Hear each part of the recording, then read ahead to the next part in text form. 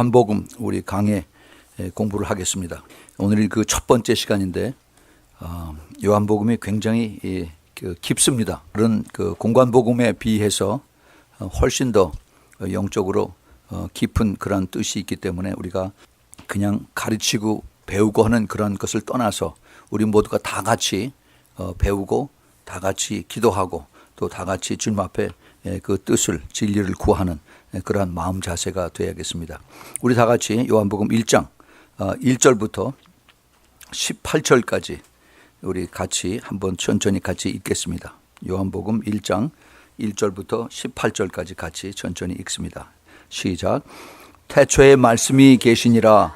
이 말씀이 하나님과 함께 계셨으니 이 말씀은 곧 하나님이시니라. 그가 태초에 하나님과 함께 계셨고 만물이 그로 말미암아 지은 바 되었으니 지은 것이 하나도 그가 없이는 된 것이 없느니라. 그 안에 생명이 있었으니 이 생명은 하나님의 사람들의 빛이라. 빛이 어두움에 비치되 어두움이 깨닫지 못하더라. 하나님께서 보내심을 받은 사람이 났으니 이름은 요한이라. 저가 증거하러 왔으니 곧 빛에 대하여 증거하고 모든 사람으로 자기를 인하여 믿게 하려 함이라. 그는 그 빛이 아니요 이 빛에 대하여 증거하러 온 자라. 참 빛 곧 세상에 와서 각 사람에게 비추는 빛이 있었나니 그가 세상에 계셨으며 세상은 그로 말미암아 지은 바 되었으되 세상이 그를 알지 못하였고 자기 땅에 오매 자기 백성이 영접지 아니하였으나 영접하는 자 곧 그 이름을 믿는 자들에게는 하나님의 자녀가 되는 권세를 주셨으니 이는 혈통으로나 육정으로나 사람의 뜻으로 나지 아니하고 오직 하나님께로서 난 자들이니라. 말씀이 육신이 되어 우리 가운데 거하심에 우리가 그 영광을 보니 아버지의 독생자의 영광이요 은혜와 진리가 충만하더라. 요한이 그에 대하여 증거하여 외쳐 가로되 내가 전에 말하기를 내 뒤에 오시는 이가 나보다 앞선 것은 나보다 먼저 계심이라 한 것이 이 사람을 가리킴이라 하니라. 우리가 다 그의 충만한 데서 받으니 은혜 위에 은혜로라. 율법은 모세로 말미암아 주신 것이요 은혜와 진리는 예수 그리스도로 말미암아 온 것이라. 본래 하나님을 본 사람이 없으되 아버지 품속에 있는 독생하신 하나님이 나타내셨느니라. 아멘. 아멘. 우리 잠깐 같이 기도하겠습니다. 하나님 아버지, 오늘 요한복음 1장 1절부터 18절에 그 깊은 심오한 진리의 말씀을 저희들이 같이 읽었습니다. 주님, 누가 이 말씀의 뜻을 깨닫겠습니까? 저희들이 다 겸허한 마음으로 주님의 그 성령님의 가르치심과 그리고 조명을 저희들이 간구하오니 이 시간에 성령께서 저희들 한 사람 한 사람 마음을 옥토가 되게 해주시고 들을 수 있는 귀를 열어주셔서 말씀을 전하는 자나 말씀을 받는 자가 성령 안에서 하나가 되어서 성령 하나님께서 직접 선생님이 되어주셔서 저희들에게 가르치는 복된 시간이 되도록 주님 허락하여 주옵소서. 주님, 악한 마귀 조금 더 이 시간에 틈타지 못하도록 주님 이 시간을 천군 천사로 보여주시고 오직 성령의 충만하심으로 채워주시고 영광을 받아 주시옵소서. 예수 그리스도 이름으로 간절히 기도합니다. 아멘. 아멘. 요한복음 우리가 너무나도 잘 알고 또 많이 또 읽었고 또 많이 공부했던 그러한 책입니다. 사복음서 중에서 요한복음만큼은 다른 소위 공관복음이라고 하는 마태, 마가, 누가복음보다 훨씬 다른 그러한 내용을 요한복음에서는 가지고 있습니다. 그래서 우리가 오늘 첫 시간으로서 좀 베이직한 거지만은 우리가 좀 더 살펴보면서 이 말씀 속에서 오늘 아마 18절까지 다 못 끝날 것 같아요. 그래서 이거를 우리가 오늘 찾아가면서 또 그리고 우리 주님께서 성령님께서 우리에게 깨닫게 하시는 그 뜻이 무엇인가, 요한복음 전체를 통해서 흐르는 그 성령님의 인도하심과 또 오늘 그 1장 1절부터 18절에 있는 주님의 예수 그리스도가 바로 누구인가 하는 이것을 우리가 더 깊이 깨닫는 이런 시간이 됐으면 좋겠습니다. 먼저 우리가 이 요한복음의 저자는 우리가 너무나 잘 아는 사도 요한이죠. 이미 요한복음 제일 끝에 21장 24절서 25절에 그렇게 기록이 되어 있습니다. 21장 24절 25절에 이 일을 증거하고 이 일을 기록한 제자가 이 사람이라. 즉 사도 요한이죠. 우리는 그의 증거가 참인 줄 아노라. 예수의 행하신 일이 이외에도 많으니 만일 낱낱이 기록된다면 이 세상이라도 이 기록된 책을 두기에 부족할 줄 아노라. 그래서 그 예수님의 행하신 모든 것을 기록한 것이 바로 예수님의 사랑받는 제자 그 사도 요한을 표하는 것을 여기서 우리가 확인을 할 수가 있습니다. 그런데 그러면은 이 요한복음을 그 기록한 시기가 언제냐?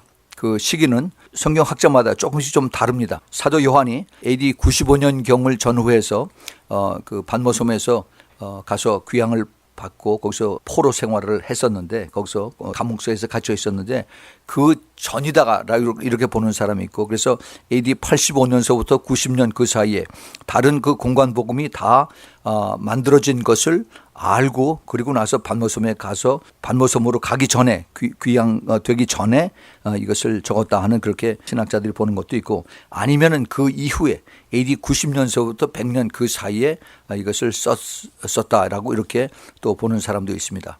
하여튼 그 뭐 시기가 중요한 건 아니지만은 하여튼 대충 85년서부터 AD 95년 100년 이 사이에 졌다 하고 생각하면 거의 틀림없을 것입니다. 그다음에 이제 요한복음의 주제는 바로 예수 그리스도는 이 땅에 오신 하나님의 아들이시다 하는 것을 이제 여러 각도로 이제 사도 요한이 이것을 이제 요한복음에서 제시를 하고 있습니다. 그 제일 첫 번 나오는 그 제시가 요한복음 1장 34절에 있는데 1장 34절에 내가 보고 그가 하나님의 아들이심을 증거하였느라 하니라 이렇게 벌써 나옵니다. 그래서 이제 세례 요한이 바로 예수님을 첫 번 보고 나서 하나님의 아들이었다. 바로 예수 그리스도의 그 초림을 증거로 온 사람이 바로 세례 요한인데 이미 성령께서 그를 옛날에 보지 않았어도 이미 성령께서 그에게 저 사람이 바로 메시아 예수 그리스도다 하는 것을 깨닫겠죠. 마치 그 시므온이나 그 안나 선지자가 그 갓난 아기를 보고 예수 그리스도를 알았던 것 마찬가지로 세례 요한은 예수 그리스도를 하나님의 아들로 그대로 잘 보게 확인을 했습니다. 증거를 했습니다. 요한복음의 목적은 요한복음 제일 끝부분에 요한복음 20장 30절 31절에 거기에 그 기록이 되어 있습니다. 요한복음 20장 30절 31절에 예수께서 제자들 앞에서 이 책에 기록되지 아니한 다른 표적도 많이 행하였으나 오직 이것을 기록하면 너희로 예수께서 하나님의 아들 그리스도이심을 믿게 하려 함이요. 이것이 첫 번째입니다. 그리고 또 너희로 믿고 그 이름을 힘입어 생명을 얻게 하려 함이라. 구원을 얻게 하려 함인 것이 바로 그 요한복음을 기록한 그 목적이다라고 이제 사도 요한이 그렇게 기록을 하고 있습니다. 우리가 이것을 자세히 보면은 그 마태, 마가, 누가복음에 있는 그러한 내용하고 그다음에 요한복음에서 사도 요한이 기록한 예수님의 그 행적과 또 그리고 예수님의 하신 그 말씀과 상당히 많이 다른 것을 우리가 찾게 됩니다. 어떤 그 신학자들이 이것을 비용을 했는데 요한복음의 90%는 다른 그 공관복음에 마태, 마가, 누가복음에 있지 않다. 거기가 다르다라고 이렇게 이야기를 합니다. 그러니까 같은 사복음서지만은 요한복음에 있는 내용은 다른 그 세 복음서 공관복음인 것보다도 훨씬 다르다 하는 것을 여기서 우리가 미리 알고 있어야 됩니다. 우리가 잘 아는 것 마찬가지로 마태복음은 유대인의 왕 그 메시아하는 것을 포커스를 맞췄고 그다음에 마가복음은 거룩한 순종의 종으로 오시는 그 예수 그리스도를 포커스를 맞췄습니다. 그리고 누가복음은 하나님의 그 사람의 아들 인자로서 온 그 완전한 인간의 모습을 이제 사도 누가가 이것을 표현을 했지요. 사실은 제가 누가복음을 공부를 하려고 그렇게 생각을 했었는데 근데 성령께서 요한복음을 공부해야 된다 하는 그런 마음을 강하게 주셔서 제가 중간에 바꿨습니다. 그래서 누가복음에서 우리가 지금 요한복음을 공부하고 있습니다. 자, 우리가 좀 더 이것을 구체적으로 좀 비교를 해볼 필요가 있어요. 공관복음과 요한복음 어떻게 다른가? 무엇을 다르게 우리가 봐야 되는가? 공관복음은 마태, 마가, 누가는 주로 갈릴리 북쪽 지방에서 예수님의 사역을 많이 표현을 했습니다. 거기에 비해서 요한복음은 유대 남부하고 예루살렘 지역을 통해서 예수님의 사역을 많이 기록을 한 것을 우리가 볼 수가 있습니다. 그리고 예수님이 공관복음에서는 다윗의 자손이고 그다음에 인자이신 예수를 표현한 것을 비해서 아까 우리가 얘기했던 요한복음에서는 하나님의 아들이신 예수 그리스도를 요한복음에서 많이 기록을 했습니다. 그리고 똑같은 그 예수 그리스도의 복음서인데 이제 그 공관복음은 예수 그리스도가 떠나시고 나서 교회가 시작될 것을 암암리에 거기에 이제 그걸 표현을 했습니다. 그래서 예수 그리스도의 시대 이후에 교회가 온다 하는데, 물론 마태복음 16장에서 교회라고 하는 단어가 한번 나오긴 했지만은 이제 예수님이 떠나시고 나서 나머지 그 제자들과 모든 사람들이 이제 교회로 성령님의 오심으로 인해서 교회 생활에 들어가는 것을 이제 예언을 했는데, 얘기를 했는데, 그런데 요한복음에서는 이미 그 단계를 지나서 성숙한 그 교회에 다니는 크리스찬들의 모습을 주님께서 많이 이제 말씀하고 계시고 요구하고 계신 것을 우리가 찾아볼 수가 있습니다. 그리고 우리가 잘 아는 것 마찬가지로 이 공관복음 마태, 마가, 누가에서는 예수님께서 사역의 그 사건을 중심으로 해서 많은 스토리가 전개가 됩니다. 뭐 오병이어의 기적이나 또는 그 문둥병 환자를 치유하고 또 그리고 또 그 귀신들을 쫓아내는 이러한 사건들을 위주로 해서 이제 그 복음이 쓰여졌는데, 그런데 요한복음에서는 그 영적인 의미를 전달하는데 초점을 둔 것을 우리가 눈여겨 봐야만 됩니다. 그래서 요한복음은 훨씬 더 다른 공관복음보다 의미가 깊다 하는 것을 우리가 미리 알고 있어야만 되겠습니다. 그리고 또 하나 또 다른 그 비교를 우리가 찾아본다면은 공관복음에서는 예수님께서 그 많은 비유에 대해서 말씀하셨는데 비교적 짧게 그것을 그 제자들이나 또는 따라오는 사람들에게 알아듣기 쉽게 이렇게 얘기를 하려고 애를 쓰셨어요. 근데 거기에 비해서 요한복음은 주님께서 그 제자들에게 비교적 긴 그러한 강해적인 그러한 말씀을 많이 하셨습니다. 그러니까 근본적으로 포커스가 다른 그러한 것을 우리가 찾을 수가 있어요. 그리고 공관복음에서는 예수님께서 그 유월절에 대해서 딱 한 번 언급하셨는데, 그런데 요한복음에서는 유월절에 대해서 예수님이 3번이나 언급을 하신 것을 우리가 눈여겨볼 필요가 있습니다. 그리고 아까 비유에 대해서 우리가 잠깐 얘기를 나눴는데, 그 비유 마태복음에서 15번이 나옵니다. 그리고 마가복음에서 4번, 누가복음에서 19번의 그 비유들이 나오는 거에 비해서 요한복음에서 딱 한 번 나와요. 그 한 번이 어딘지 아세요? 그 15장의 포도나무의 비유. 그 포도나무의 비유 굉장히 깊죠. 그 뜻이. 그래서 그 예수님께서 요한복음 속에서 주님께서 가르쳐 주시고 하는 것은 그 비유를 통해서보다는 훨씬 더 영적인 그 깊은 뜻을 주님께서 우리에게 그 사도들에게 또 그 요한에게 가르쳐 준 것을 우리가 찾을 수 있어야만 됩니다.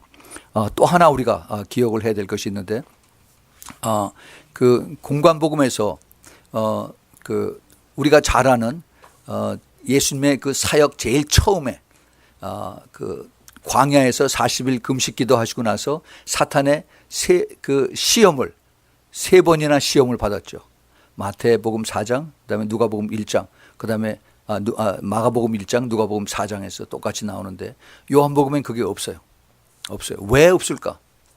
우리가 이거를 그걸 깊이 생각을 해볼 필요가 있습니다. 왜 요한은 그 자리에 없었나? 요한은 그걸 알지 못했나? 요한은 이거를 모르고 있었나? 물론 뭐 여러 가지 그 추측을 할 수가 있겠죠. 그러나 사탄과 그 예수님과의 직접적인 그러한 그 대결을 요한복음에서 쓰지 않은 것은 저는 이렇게 봅니다. 사탄이 예수 그리스도가 하나님의 아들인 것을 알아요. 압니다. 이미 마태복음에서도 알았어요. 그 요단강에서 예수님의 세례를 받으시고 물에서 나오실 때 삼위일체 하나님이 거기서 그 자리에 계신 것을 사도 요한이 그렇죠. 세례 요한이 알았고 그 다음에 사탄이 알았습니다. 그래서 사탄이 예수님에게 와서 그를 시험할 때 저 산 꼭대기에 올라가서 이 온 세상을 바라보라고 해서 여기에는 모든 영광과 권위를 권세를 나에게 절하면은 내가 너에게 주겠다라고 이렇게 프로포즈를 한 것입니다. 그런데 요한복음에서는 이미 이 사탄이 예수 그리스도가 하나님의 아들인 것을 알기 때문에 그러한 프로포지션이 없다라고 저는 그렇게 믿고 있습니다. 그러니까 그 사탄이 요한복음에서 없었던 것이 아니라 더 집요하게, 더 교묘하게 예수님을 그다음에 이제 그 종교 지도자들을 통해서 그래서 이제 더 매도하고 더 속이고 또 그리고 더 공격해서 그래서 이제 예수님 십자가에 못을 받게 하는 그러한 것으로 우리가 그렇게 생각이 됩니다. 이 그 숨겨진 사탄의 그 모습들을 우리가 이제 공부하면서 찾아가겠습니다.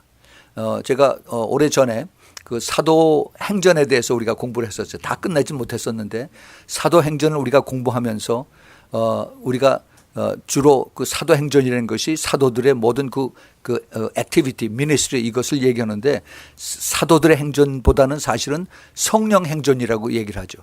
성령의 역사들.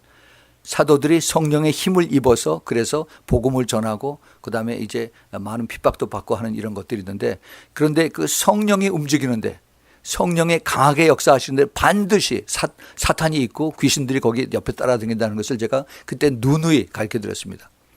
예, 그 사도행전에서 매 장마다 성령의 역사하실 땐 반드시 그 옆에 사탄이 있는 것을 우리가 찾아내야만 그래야만 제대로 우리가 사도행전 공부를 할 수 있다라고 그때 말씀을 드렸어요.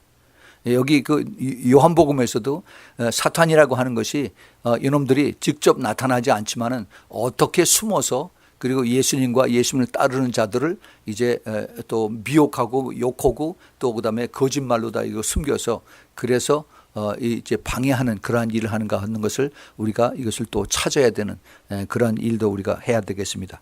자, 그리고 이제 또 그 사탄에 관계되는 그런 것인데 예수님이 마지막 때 이제 그 마태복음 26장에서 겟세마네 그 언덕에서 이제 마지막 기도를 하실 때 그 마지막 기도하는 것이 사실은 사탄과의 싸움이었었어요.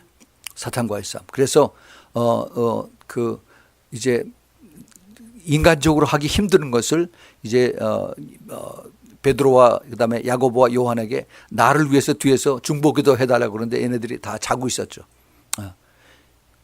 그런데 주님께서 1시간도 너희들이 깨어서 기도하지 못하겠느냐. 그래서 그 기도하지 못할 때 오히려 시험이 든다 하는 얘기를 거기서 얘기를 했습니다. 깊이 기도하지 못하면은 항상 시험에 들게 돼 있다 하는 겁니다. 예. 거기에 다시 영적인 그 싸움을 주님께서 돌아가시기 전에 거기 그 겟세마네 동산에서 사탄과의 다시 한번 엔카운터가 일어난 것을 우리가 볼 수가 있어요. 예. 그런데 요한복음에서는 그게 없어요. 그 대신 아주 더 중요한 것이 요한복음 17장에 나타납니다. 17장에 바로 예수님이 대제사장으로 아버지께 하나님께 올려드리는 그 기도가 있죠. 기가 막힌 기도입니다. 아마 그 기도를 예수님께서 그 겟세마네에서 아버지께 올려드렸는지도 모르겠어요. 훨씬 더 자세하게 그렇게 나옵니다. 사탄이 그 기도를 듣고 아마 꼼짝 못하리라고 저는 그렇게 생각을 해요. 그 나와 아버지는 하나입니다 하는 그런 그 대목 그리고 내가 이들을 위해서만 기도하는 것이 아니라 앞으로 이제 믿고 따르는 자들을 위해서 기도합니다 하는 그 예수님의 그 마음 예수님의 그 기도 이것이 더 처절하게 우리에게 느껴지는 그러한 것을 우리가 눈여겨봐야만 되리라고 생각을 합니다. 자, 그래서 이제 요한복음에 대한 전체 대략의 그 스코프가 이제 그 윤곽이 들어왔습니다. 그 다음에 이제 요한복음을 어떻게 우리가 구분하느냐. 우리가 오늘 우리가 읽었던 1장 1절부터 18절까지를 우리가 서론이라고 이렇게 봅니다. 그리고 이제 1장 19절서부터 12장 50절까지가 예수님의 그 공적 사역의 퍼블릭 미니스트리 사람들 앞에서 하는 많은 사람들 앞에서 하는 그 퍼블릭 미니스트리가 되고 그다음에 13장 1절부터 17장 26절 그 예수님의 마지막 대제사장의 그 하나님 앞에 올려드리는 그 기도 거기까지는 예수님의 프라이빗 미니스트리 그 사적인 예수님의 그 사역 이것이 이렇게 총체적으로 나와 있고, 그 다음에 18장 1절부터 그 다음에 20장 31절까지는 예수님의 고난입니다. 고난의 사역. 고난의 사역. 그 다음에 마지막 21장 1절부터 25절은 이제 총 결론이 거기에 나오는 것을 볼 수가 있어요. 여기 흥미로운 것은 요한복음에 아주 그 다른 복음에서 많이 쓰지 않는 단어들이 많이 나옵니다. 그거를 쭉 한번 조사를 해봤는데, 아버지라고 하는 단어를 많이 썼어요. 아버지. 아버지라고 하는 단어가 127번이 나옵니다. 놀랐죠? 굉장히 많아요. 그리고 아들이라고 하는 단어를 52번, 52번을 찾을 수가 있습니다. 그리고 하나님이라고 하는 단어는 77번, 77번. 그 다음에 주, the Lord라고 하는 단어는 44번, 말씀은 35번, 생명은 42번, 믿음은 92, 92번, 그 다음에 진리는 66번, 사랑은 57번, 그 다음에 빛은 22번, 그 다음에 거하다, abide라고 하는 단어는 41번, 그 다음에 안다, know라고 하죠. 오이다라고 하는 그 그릭 단어는 61번이 나오고, 그 다음에 그노스코라고 하는 그릭 단어는 56번이 나옵니다. 안다. 이것이 바로 주님과 하나가 된다 하는 그런 뜻인데, 그 다음에 유대인, 그 주라고 하는 단어가 71번이 나오고, 그 다음에 세상이라고 하는 단어, 즉, 사탄을 뜻하는데 이것이 79번이 나오는 것을 요한복음에서 찾을 수가 있습니다. 컴퓨터 덕분에 이것이 쉽게 그 카운트가 됩니다. 이런 그 단어의 이 프리퀀시를 보면서 다른 그 공관 복음보다도 이 요한복음에서는 훨씬 더 차원 높은 그러한 단어들이 많이 나온다 하는 것을 우리가 볼 수가 있어요. 우리가 지금 이거 공부하는 제 요한복음 1장, 거기 1장 안에서만 예수 그리스도의 타이틀이 거기에 자그마치 25번이 나옵니다. 그러니까 얼마나 요한복음의 그 깊은 뜻이 여기 숨겨져 있다는 것을 우리가 알 수가 있습니다. 자, 그래서 이제 드디어 1장 1절을 우리가 한번 보겠습니다. 태초에 말씀이 계시니라, 이 말씀이 하나님과 함께 계셨으니 이 말씀은 곧 하나님이시라 라고 이렇게 사도 요한이 아주 선포를 합니다. 이거 대단한 이 말씀을 선포를 하는데, 태초에 말씀이 계시니라, 이 태초라고 하는 엔아르케라고 하는 이 그리크 단어는 그 히브리 말에 그 창세기 1장 1절에 태초에 하나님의 천지를 창조하시니라고 같이 연결된 것을 우리가 볼 수가 있습니다. 그래서 예수 그리스도가 하나님과 같은 신성을 가지고 있고 영원성을 가지고 있다는 것을 이제 사도 요한은 여기에서 제일 처음에 이것을 선포하는 것을 우리가 봅니다. 그리고 이제 이 말씀이라고 하는 그 로고스를 하나님과 함께 이렇게 연결함으로 인해서 말씀이 곧 하나님이다. 말씀이 곧 하나님이다. 이것을 이제 제일 처음부터 이제 소개를 하고 있습니다. 그 2절에 보면은 그가 태초에 하나님과 함께 계셨다라고 했어요. 여기서 그가 이게 누굽니까? 그가. 여기서는 이 그는 바로 말씀이에요, 말씀. 그래서 이 말씀이 하나님과 함께 계셨다. 하나님하고 동격으로 이제 사도 요한이 말씀을 여기에 그 프레젠트 하고 있는 것입니다.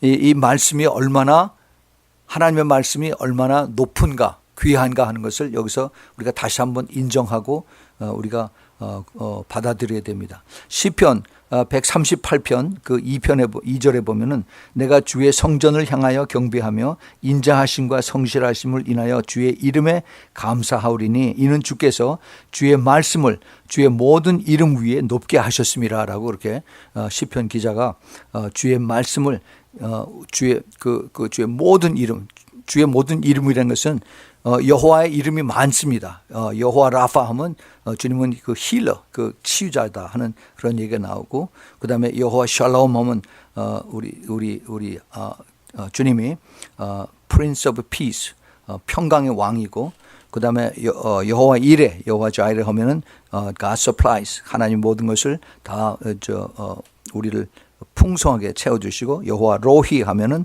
The Lord is my shepherd, 예수 우리 주님은 우리의 목자이시다. 요한복음 10장에 나오죠.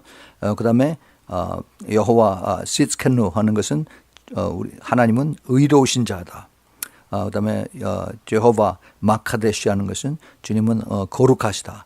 또 여호와 니시 하면은 우리 주님께서는 다 주님이 이기셨다. The Lord is our banner. 이런 그 마카데시아는 이런 그런 모든 하나님의 이름들 그 위에 말씀을 더 두셨다는 겁니다. 그러니까 우리가 하나님 말씀을 어떻게 우리가 이것을 받아들여야 되는가 하는 것을 우리가 다시 한번 여기 깨닫게 되죠. 그런데 이 말씀의 그 중요한 것을 제일 마지막에 요한계시록에 다시 한번 그것을 강조한 것을 볼 수가 있습니다. 요한계시록 19장 13절에 또 그가, 여기서 그는 바로 예수 그리스도를 나타냅니다. 그 앞에 보면 쭉 나와요. 예수 그리스도가 피 뿌린 옷을 입었는데 그 이름은 하나님의 말씀이라 칭하더라 그랬어요. 네. 그래서 바로 예수 그리스도가 피 뿌린 옷을 입었는데 그 예수 그리스도의 이름이 바로 하나님의 말씀이다라고 이제 다시 말씀하고, 바로 예수 그리스도하고 하나님하고 다 같이 이렇게 동격으로 놓는 것을 우리가 잘 눈여겨봐야만 되겠습니다. 그래서 요한복음 참 깊어요. 우리가 이것을 깊이 묵상해 보면은 많은 그 진리가 이 안에서 숨겨져 있는 것을 우리가 볼 수가 있습니다. 자, 이제 3절 보겠습니다. 3절, 만물이 그로 말미암아 지은 바 되었으니 지은 것이 하나도 그가 없이는 된 것이 없느니라. 자, 여기 간단한 이 3절인데 여기 너무너무 이게 깊습니다. 만물이라고 했어요. All things, 모든 것이 그로 말미암아 지은 바 되었으니, 이 여기서 이제 그는 바로 이제 예수 그리스도고 이제 직결이 됩니다. 그것이 또 말씀으로도 연결이 되고요. 그래서 예수 그리스도가 없이는, 말씀이 없이는 된 것이 하나도 없다라고 이렇게 얘기를 하죠. 그 골로새서 1장 16절 17절에 사도 바울이 이렇게 얘기를 합니다.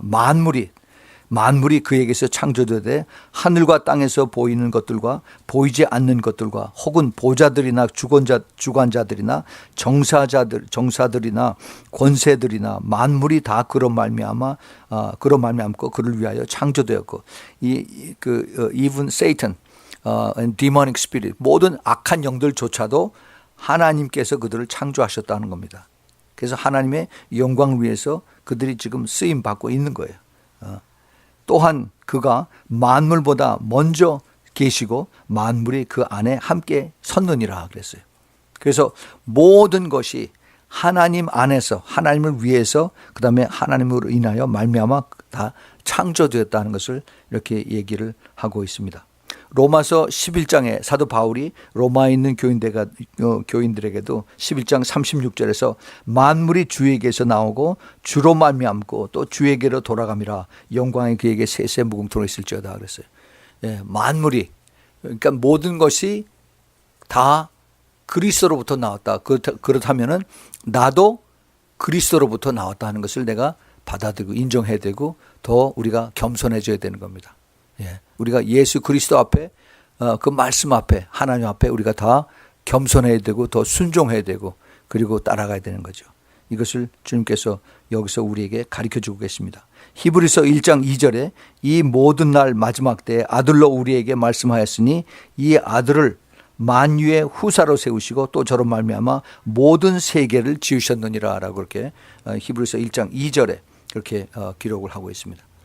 이런 내용들은 꼭 그 신약 성경뿐만이 아니라 구약에서, 시편에서, 잠언에서 많이 그런 내용들을 우리가 많이 찾을 수가 있습니다. 예.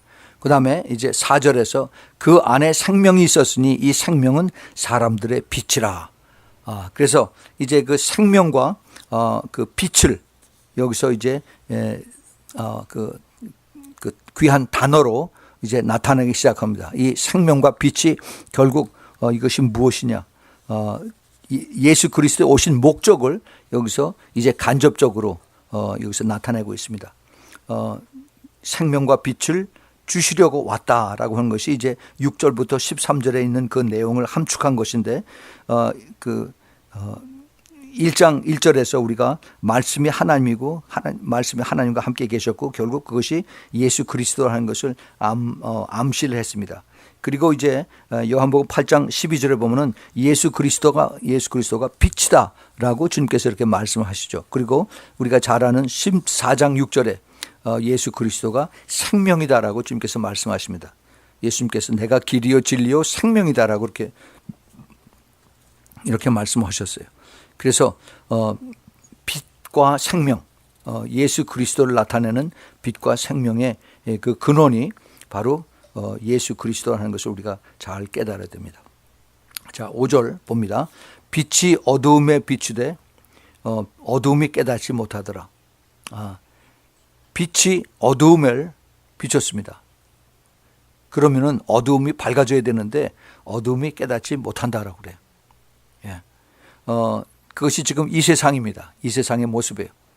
요한복음 3장 19절에 보면은 그 정죄는 이것이니, 그 정죄는 것은 하나님의 심판입니다. 심판이 이것이니 곧 빛이 세상에 왔으되 사람들이 자기 행위가 악함으로 빛보다 어둠을 더 사랑한 것이니라 그랬어요. 예, 이제 이 세상에 임할 하나님의 심판의 그 이유가 하나님께서 그렇게 많이 복음을 선포했고 그다음에 영생을 가질 수 있는 그러한 그 길을 열어주셨는데 그 길을 다 스스로 다 막고 또 거절하고 그리고 오히려 하나님을 반대하고 거역하는 그러한 인간들을 주님께서 이제 심판하시는 그러한 것을 우리가 이제 아주 눈앞에 보고 있는 것을 압니다. 그래서 요한복음 요한복음 6장 63절에서 살리는 것은 영이니 육은 무익하니라. 내가 너희에게 이른 말이 영이요 생명이니라 라고 말씀했어요. 예수님께서 하신 그 말씀, 이것이 바로 영이요 생명이다라고 이렇게 말씀하십니다.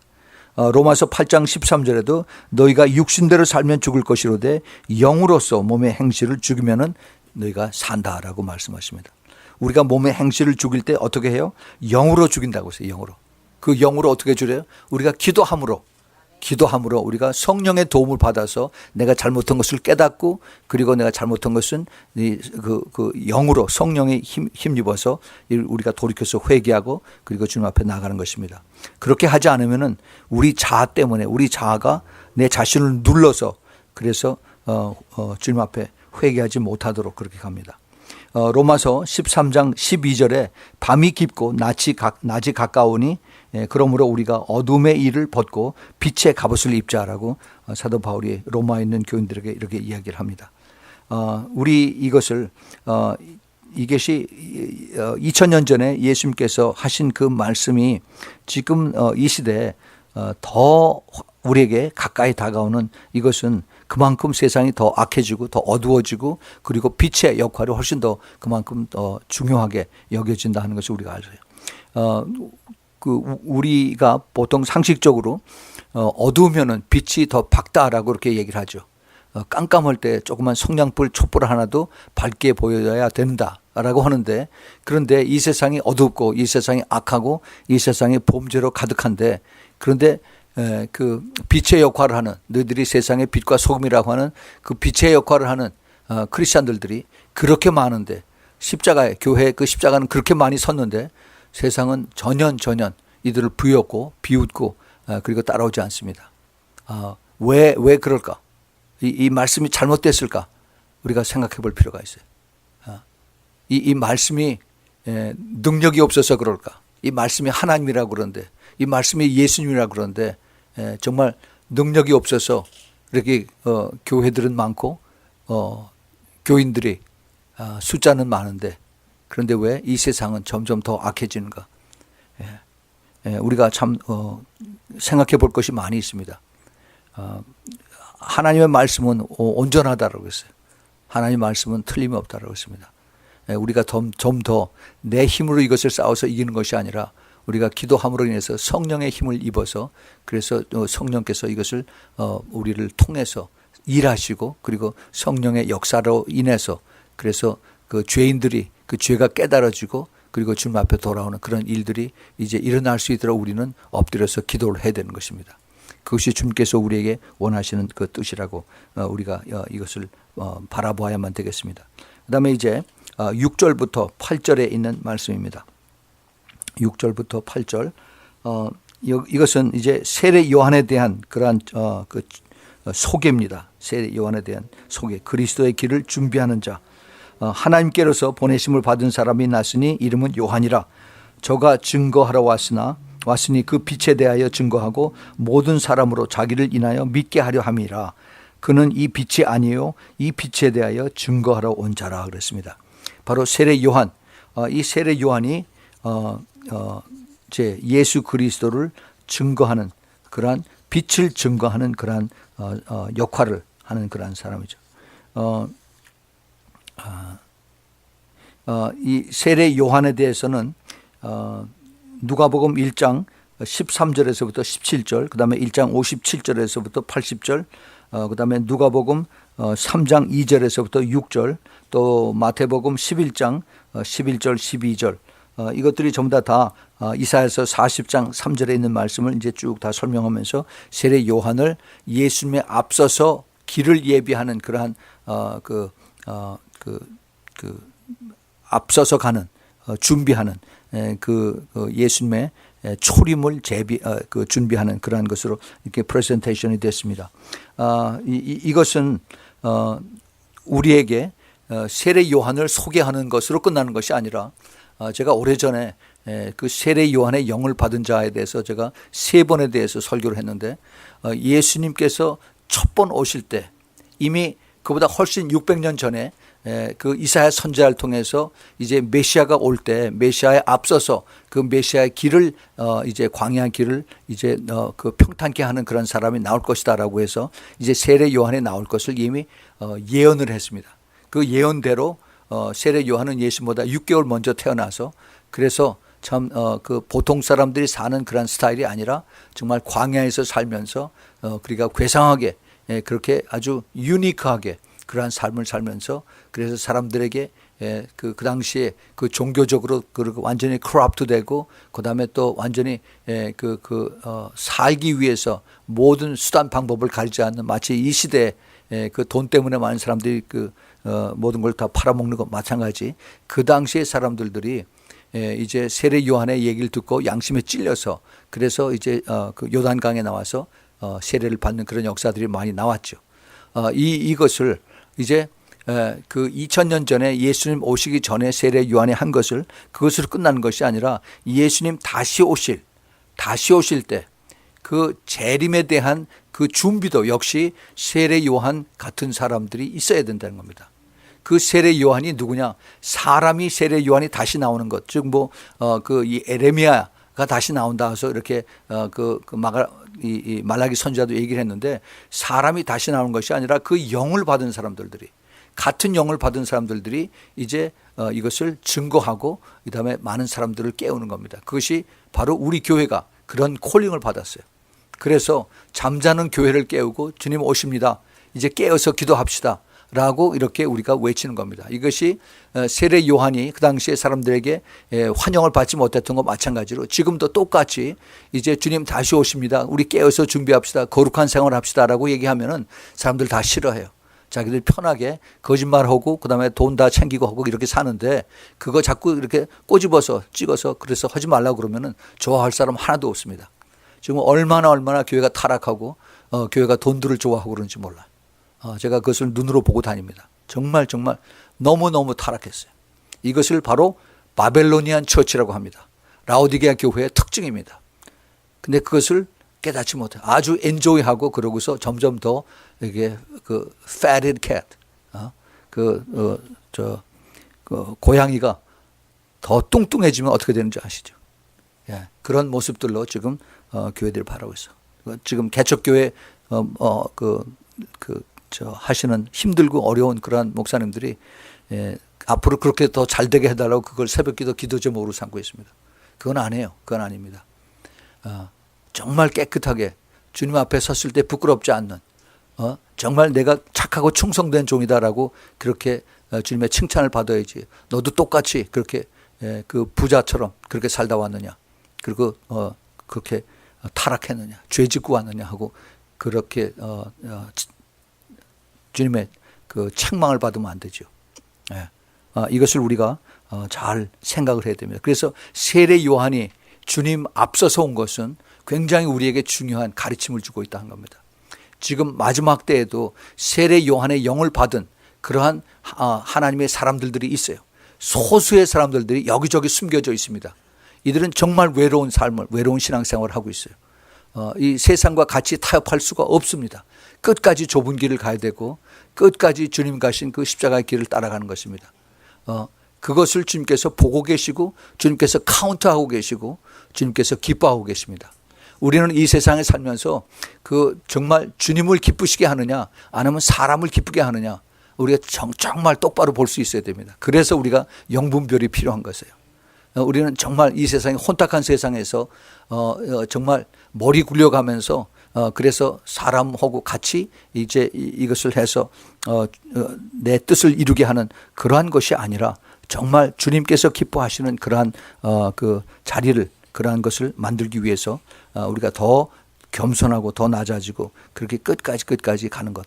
그러면 주님께서 너무너무 기뻐하세요. 그렇다고 해서 우리가 이 세상에서 살면서 그러면은 완전히 옛날에 그 노예들처럼 그 감옥소에 붙잡혀서 그렇게 사느냐. 아직 그런 단계는 아직 아닙니다. 뭐 이제 마지막 때 이제 대환란 때는 그렇게 되겠죠. 그러나 지금 그러한 고통을 참고 믿음을 가지고 인내하고 끝까지 좁은 길을 가면은 주님께서 이 시대에 사는 그 크리스찬들, 즉 그 그리스도의 그 좁은 길을 따라가는 사람들은 빌라델피아 교인들로서 주님께서 그들을 다 데려가십니다. 주님께 데려가시. 이것이 바로 휴거입니다. 그 시간이 심히 가까운 것을 저는 알고 있습니다. 이것도 또 굉장히 많은 그 디스퓨팅하는 그런 그 포인트가 되는데 이게 뭐 자기 신학이 다르고 어떻게 배우고 이것이 상관이 되는 게 아니라 때가 되면 다 알게 됩니다. 알지 못하는 사람들은 참 불쌍한 사람들. 뭐 끝까지 환란 중반이다, 환란 끝이다라고 하면은 그걸 믿으면은 자기 믿음대로 가는 거예요. 할 수 없어요. 정말 우리가 성경을 깊이 보면 볼수록 주님께서 사랑하는 자들, 그 신부들을 위해서 얼마나 사랑하시고 그것을 아끼시고 피하게 해주겠다라고 했는데 구태여 내가 자꾸 그 대환란을 고집하고 그리고 그 가운데로 들어갈 필요가 없어요. 그것을 우리가 깨달아야 됩니다. 자, 그래서 우리가 이제 그 5절, 6절, 7절, 8절에서 이제 세례 요한의 그 모습을 과거뿐만이 아니라 우리가 앞으로 다가올 이제 다시 오실 예수 그리스도의 재림에 대한 주님의 모습을 여기서 다시 보고 우리도 또 깨닫게 되는 것을 우리가 더 준비해야 되는 것을 우리가 알아야 되겠죠. 그 다음에 이제 9절과 10절 봅니다. 참 빛 곧 세상에 와서 각 사람에게 비추는 빛이 있었나니 그가 세상에 계셨으며 세상은 그로 말미암아 지은 바 되었으되 세상이 그를 알지 못하였고 자기 땅에 오매 자기 백성이 영접지 아니하였으나 영접하는 자 곧 그 이름을 믿는 자들에게는 하나님의 자녀가 되는 권세를 주셨으니 이는 혈통으로나 육종으로나 사람의 뜻으로 나지 아니하고 오직 하나님께로서 난 자들이니라. 이 말씀이 굉장히 중요합니다. 물론 이 당시에 여기서 지금 사도 요한이 뜻하는 것은 이제 유대인들을 위해서 오신 우리 예수님께서 이미 그렇게 말씀을 하셨어요. 마태복음 10장 5절부터 7절에 보면은 예수께서 이 열 사람들을 12를 내려 보내시며 명하여 가라사대 이방인의 길로도 가지 말고 사마리아의 고을에 들어가지 말고 차라리 이스라엘의 집에 잃어버린 양들에게로 가라. 가면서 전파하여 말하되 천국이 가까웠다라고 이렇게 말하라 이렇게 말하십니다. 그래서 예수님께서 이제 먼저 그 유대인들에게 그 예루살렘과 유대에 있는 거기에 많이 사는 유대인들에게 먼저 복음을 전하게 하셨어요. 그런데 유대인들이 받아들이지 않았습니다. 그 당시에 예루살렘과 유대에 많이 살던 사람들은 많은 그 종교 지도자들이었어요. 산헤드린의 그 키 멤버들과 그 가족들, 다 높은 자리에 있는 사람들, 이런 사람들이 주로 예루살렘에 많이 살았고, 또 그리고 유대 지방에도 많이 그 유대인들이 살았습니다. 그래서 이들에게 주님께서 예수 그리스도의 복음을 증거하셨는데, 그런데 복음을 받아들이지 않았어요. 참 아이러니합니다. 바리새인들이나 또 사두개인들, 또 서기관들, 모세의 율법을 너무나 잘 알고, 그다음에 안식일이면 회당에서 가르치고, 그런 랍비들입니다. 그런데 이 랍비들이 회당에서 무엇에 대해서 가르쳤겠나 생각을 해보면은, 그 당시에 사람은 힘들게 살았어요. 로마 그 정부에 텍스 많이 내고 제대로 잘 얻어먹지도 못하고 하는 그런 시대에 저희들이 그 소망이라고 하는 것은 메시아가 다시 와야만 우리가 잘 살게 될 것이다라고 계속 그것만 가르쳤겠죠. 메시아에 대해서. 그래서 그 메시아를 그렇게 사모하고 갈망하고 기다리고 있었는데, 막상 메시아가 왔는데 눈앞에 두고서 메시아를 배척하는 그들의 모습을 우리가 보게 됩니다. 예. 그것이 2000년 전에 그 바리새인과 사두개인들, 서기관들이 아니라 지금 이 시대에 교회에 있는 그 모습들을 우리가 정확하게 다시 보게 됩니다. 너무너무 똑같은 모습들에 같은 영들입니다. 종교의 영들. 이거는 우리가 철저하게 배척을 해야 됩니다. 종교의 영은. 그 종교의 영은 주님께서 제일 싫어하셨어요. 제일 싫어했어요. 너희들이 그 장로의 유전들은 그건 좋아하면서 모세의 율법은 폐한다라고 주님께서 그들을 아주 책망을 하셨습니다. 그리고 주님께서 그들을 깨우치라고 그랬어요. 세상에 그 비 오고 날이 좋고 하는 건 구별하지만은 너희들이 세상은 구별하지 못하는구나 하고 그들을 책망을 하셨습니다. 우리가 이것을 잘 기억하고 따라가야 됩니다. 주님의 이름을 영접하는 자와 영접하지 아니하는 자. 물론 그 당시에는 그 천대받던 사마리아인들, 이방인들이 오히려 예수 그리스도를 영접하게 되고, 그 요한복음 4장에서 우물가의 여인들처럼 그런 천대받던 이방인들이 예수님을 영접을 하고 더 좋아하고, 그리고 이방 사람들이 귀신들이 쫓겨나가고 더 예수를 믿는 그런 것이 있는가 하면은, 오히려 그 종교의 도시였던 그 메카나 마찬가지인 예루살렘에서는 예수님이 오히려 더 핍박받는 그런 일들이 있습니다. 지금도 똑같은 흐름이 있는 것을 우리가 똑바로 눈여겨서 볼 수 있는 그런 우리가 됐으면 좋겠습니다. 예. 시간이 다 됐기 때문에 오늘은 여기까지 하고, 나머지 다음 주일에 14절서부터 18절까지 마저 보겠습니다. 이게 굉장히 깊은데, 그 깊은 것을 우리가 좀 더 하나하나 보면서 이것이 다른 사람들의 얘기가 아니라 나의 이야기고, 이것이 우리가 더 기도해야 될 그런 내용들이다 하는 것을 더 여러분들이 많이 깊이 깨달았으면 좋겠습니다. 우리 같이 기도합시다. 하나님 아버지, 참 감사합니다. 주님께서 이제 저희들에게 이제 사도 요한이 2000년 전에 거기 썼던 그 요한복음을 이제 새롭게 조명해 주셔서, 이것이 그 옛날 사람들의 이야기가 아니라 마지막 때 다시 오실 예수 그리스도를 바라보고 사는 저희들의 이제 이야기인 것을 깨닫고 주님 앞에 감사를 드립니다. 저희들이 영이 깨어서 이것을 받아들일 수 있고, 영의 귀가 열려서 들을 수 있는 그러한 귀를 허락하여 주시옵소서. 주님, 그래서 주님 보시기에 정말 착하고 충성된 종들이 모두 될 수 있도록 주님 허락하여 주시옵소서. 주님, 형식적이고 종교적인 그런 모습들이 아니라 정말로 끝까지 진지하게 주님과 그 말씀과 하나님과 성령님과 그리고 예수님 이 사이에서 내가 어떻게 따라가야 하는가 하는 것을 주님께서 가르쳐 주시고, 성령께서 인도하셔서 우리 모두가 좁은 길에서 다 패스해서 그래서 주님 앞에 서는 그러한 자리를 허락하여 주시옵소서.